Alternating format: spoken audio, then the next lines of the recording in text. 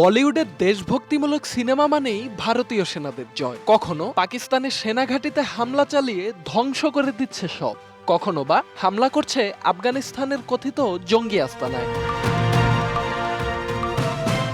বলিউডের এসব সিনেমায় কখনোই হারে না ভারতীয় সেনারা, বরাবরই বিজয়ের হাসি হাসে তারা। তবে সিনেমার এসব দৃশ্য যে বাস্তবে কতটা কঠিন তা ভারতের দাদাবাবুরা ভালোই টের পাচ্ছে। নেটিজেনরা এসব নিয়ে রীতিমতো ট্রল করছে ভারতীয় অভিনেতা থেকে শুরু করে সেনাদেরও। সিনেমার সুপারহিরো ভারতীয় সেনারা সম্প্রতি ঘটে যাওয়া কাশ্মীর হামলায় যে নাস্তানাবুদ হয়েছে তা সকলের কাছেই দৃশ্যমান। সম্প্রতি ঘটে যাওয়া এই হামলায় ২৬ জনের প্রাণহানি ঘটলেও ভারতীয় সেনারা কিছুই করতে পারেনি। উল্টো শাক দিয়ে মাছ ঢাকতে কোনো রকম তদন্ত ছাড়াই সম্পূর্ণ দায়ভার চাপিয়ে দিচ্ছে চিরশত্রু পাকিস্তানের ওপর।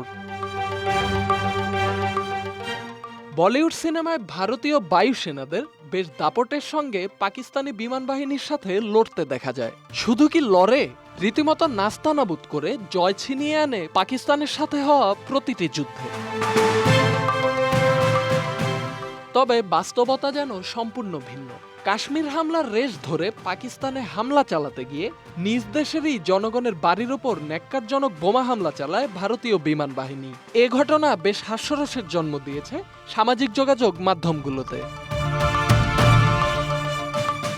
বাস্তবতা যে অজয় দেবগন বা অক্ষয় কুমারের সিনেমার মতো হয় না তা হারে হারে টের পাচ্ছে ভারতীয় সেনাবাহিনী।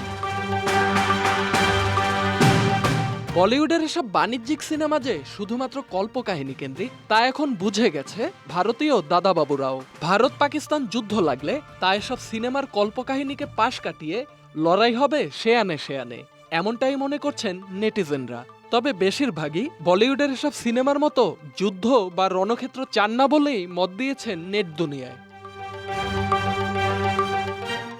Dhaka express desk report.